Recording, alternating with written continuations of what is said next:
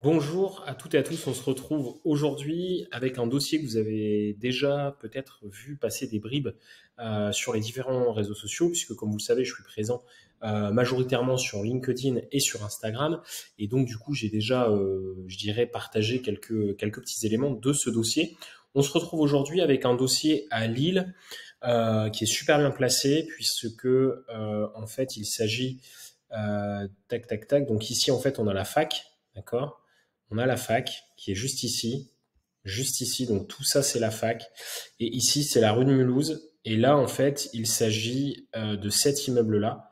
Et donc en fait vous voyez que le bout de l'immeuble, en fait il donne dans la cour de la fac de Lille 2, la fac de droit. Donc du coup on est super bien placé. On a la fac ici.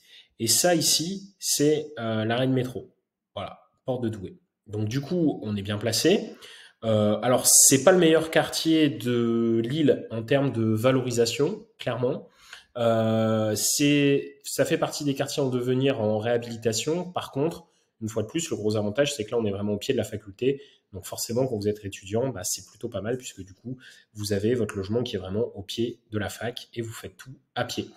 Donc ça, c'est pour l'emplacement. Donc on voit, hein, on est à Lille, hein, donc forcément, on n'est pas à 800 euros du mètre carré.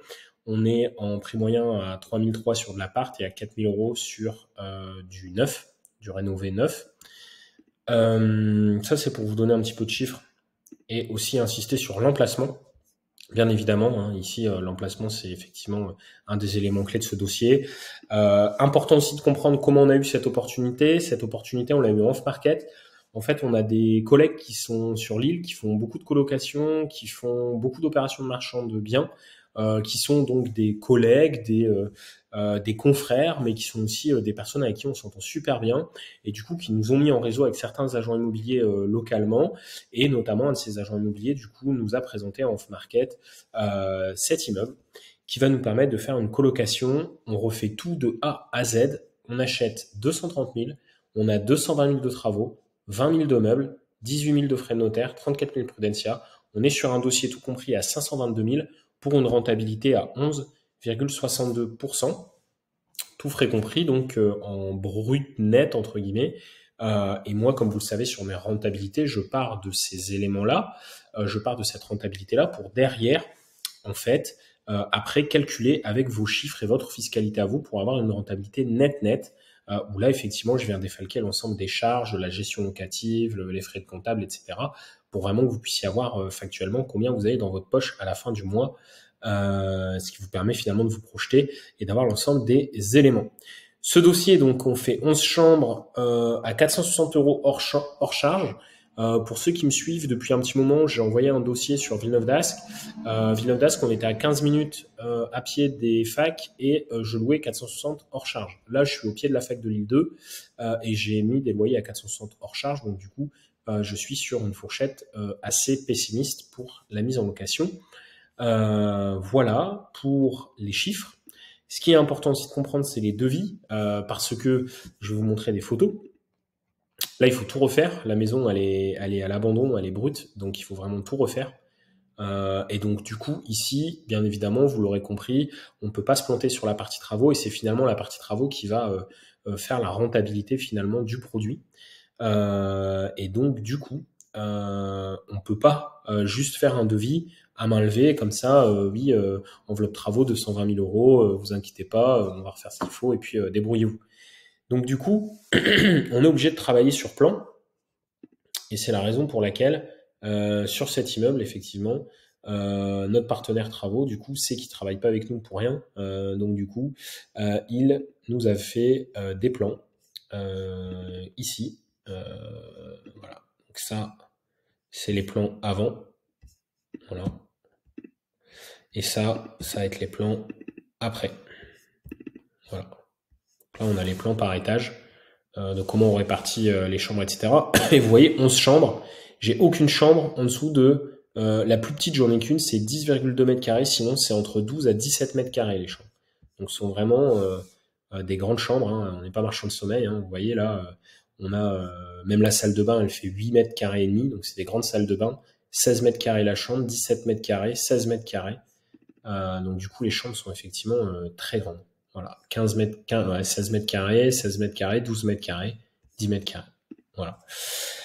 Donc, ça, c'est nécessaire parce que si on fait pas ça, je peux pas vous sortir les devis travaux aussi précis que cela.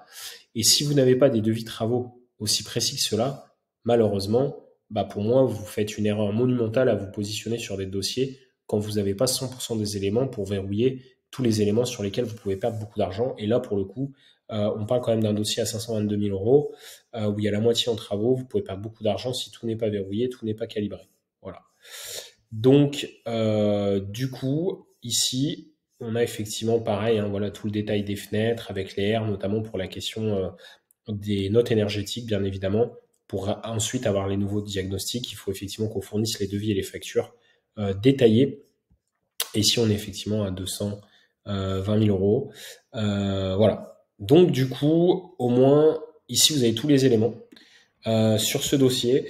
Alors ce dossier, ce qu'il faut savoir, c'est que donc nous on l'avait vendu. Du coup donc bien évidemment on a visité, on y a été avec les artisans, etc. Aucun souci. On y va avec le client, donc le client qui vient de Montauban. Il se déplace, il traverse la France, on fait la visite, ça se passe très bien, tout est conforme effectivement à notre dossier. Par contre, avec les intempéries, ce qu'il y a eu, c'est que il y avait des fenêtres du coup qui n'existaient plus. Donc du coup, l'ancien propriétaire avait, si vous voulez, condamné avec des OSB, donc du bois vissé dans les montants pour du coup qu'il n'y ait pas de passage d'eau. Et là, avec les intempéries, en fait, ce qui s'est passé, c'est que les OSB du coup se sont envolés et l'eau rentrait dans l'immeuble. Donc nous, quand on y a été, on a vu effectivement qu'il y avait de l'eau, mais il n'y avait pas de développement de champignons ou autre. Voilà. Par contre, j'ai dit, nous, on est OK en l'état. Par contre, il faut impérativement en priorité que le propriétaire mette la maison hors d'eau, hors d'air, que ce soit en termes de toiture ou au niveau des fenêtres, parce qu'en toiture, il y avait aussi des tuiles du coup qui étaient parties. Moi, je repasse 2 semaines après la visite avec le client pour faire des devis sur des fenêtres bois, parce qu'on est bâtiment historique monument de France. Et du coup, là, 3 semaines après, en fait, j'ai suspicion en fait d'un départ de mérule. Et aujourd'hui, en fait, on est confronté à ce genre de situation régulièrement, donc je suis très calé sur le sujet. Et donc je le vois, l'agent IMO me dit bah non, ça m'étonnerait que ce soit de la mérule ou autre. Je lui dis écoute, moi à 99% c'est de la mérule. Donc là, dans tous les cas, il faut faire le nécessaire, etc. Et on est face à un vendeur en fait qui a un énorme parc immobilier, qui fait des opérations de marchand et autres. Il bosse avec des foncières aussi, donc en fait le mec il est débordé, il n'est pas intervenu. Et du coup, à l'heure d'aujourd'hui, on n'a pas pu se positionner parce que le propriétaire, à mon avis, il va essayer de cacher le fait qu'il y avait de la mérule. Parce que normalement, quand il y a présence de mérule dans un immeuble, vous êtes obligé de le déclarer à la mairie. Et à mon avis, il va pas le faire parce qu'il sait que sinon, nous, vous voyez, on fait une offre à 230 000 euros. On aurait fait une offre peut-être à 100, 120, 140 000 euros. En fonction des dégâts bien évidemment causés par la mérule. Parce que pour l'anecdote, c'est pas parce qu'il y a mérule qu'il y a eu forcément de dégâts. C'est-à-dire que la mérule, en fait, c'est un champignon. Les champignons, il y a plusieurs cycles de développement et de croissance. Il y a des phases dans les cycles de développement du champignon où il s'épand, donc il se répand, il va un petit peu partout, mais il ne mange pas. Et après, vous avez d'autres phases dans son développement où, pour continuer de se développer, il faut bien évidemment que le champignon mange, puisque c'est un être vivant. Et du coup, là, il commence à manger. Donc, il mange quoi? Il mange le bois ou la cellulose. Et après, il continue son développement. Donc, si finalement, il est dans sa première phase d'expansion où il n'a pas encore commencé à manger, et même s'il a commencé, entre guillemets, à manger, bien évidemment, notamment des bastins et des gîtages en chaîne, ça ne s'attaque pas en 3 jours. Donc du coup, on peut résoudre ce type de problème sans qu'il y ait de complications. Mais encore une fois, il faut être très alerte. Et la problématique aussi qu'on a là-dessus, c'est qu'il y a très très peu de personnes compétentes pour traiter les problèmes de mérule. Parce que un diagnostiqueur mérule, sachez que la formation d'un diagnostiqueur mérule, c'est 3 semaines. Donc en 3 semaines, vous pouvez être diagnostiqueur, ce que l'on appelle linivore xylophage. Mais derrière, croyez-moi que ces gens-là sont pas du tout compétents pour traiter qualitativement les problèmes de mérule. Ils font des diagnostics, ils font des prélèvements, ils vont vous dire qu'il faut tout raser parce que du coup ils ont, c'est un peu comme un DTU dans le bâtiment, donc on leur donne en fait le process qu'il faut appliquer, mais c'est pas du tout adapté Et c'est pour ça aussi que des fois, il y a des immeubles avec la mérule qui sont vendus à ras des pâquerettes, hein, des immeubles à 400 000 euros qui peuvent être vendus 80 000 euros. Et en fait, c'est une aubaine pour les investisseurs justement qui connaissent ces problématiques-là, parce que du coup, on peut vraiment faire des énormes opérations sur ce type de bien.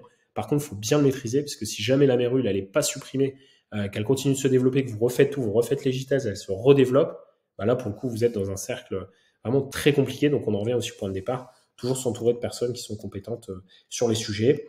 Moi, je ne suis pas érudit, je ne sais pas tout, mais en tout cas, quand je ne sais pas, bah, je m'entoure. Par exemple, sur ces problèmes de mérule, j'ai payé un expert au tribunal de Douai qui intervient donc dans le litige à la cour d'appel sur des problèmes du coup où on nécessite son expertise. Ce monsieur est docteur en mycologie, donc il a fait un doctorat sur les champignons. Et lui, je l'ai payé 1800 euros pour un audit pour m'expliquer justement les tenants et les aboutissants et comment justement traiter ce problème de mérule. Voilà. Donc en gros, j'ai payé 1800 euros une formation pour aujourd'hui être compétent sur le sujet. Et quand j'ai des doutes, bien évidemment, je le sollicite. Et lui, pour le coup, c'est quelqu'un de très compétent. Mais vous voyez, j'ai pas appelé un diagnostiqueur en fait. J'ai appelé un expert qui a un doctorat en mycologie, qui intervient à la cour d'appel de Douai dans des litiges justement contentieux sur ces problématiques-là.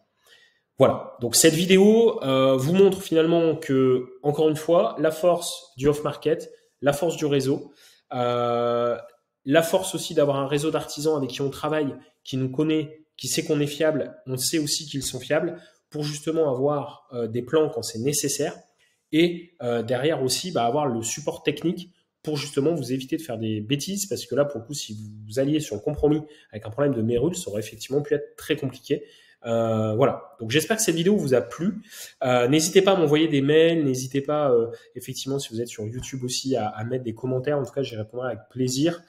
N'hésitez pas à me contacter, du coup, que ce soit aussi sur LinkedIn ou sur Instagram, pour échanger sur votre parcours d'investisseur immobilier, sur vos craintes, vos doutes, si vous voulez passer le pas. Et n'hésitez pas à réserver un appel, du coup. Dans le mail, vous avez le lien vers le Calendly pour réserver un appel avec moi pour échanger sur vos projets immobiliers. Je vous souhaite une excellente journée.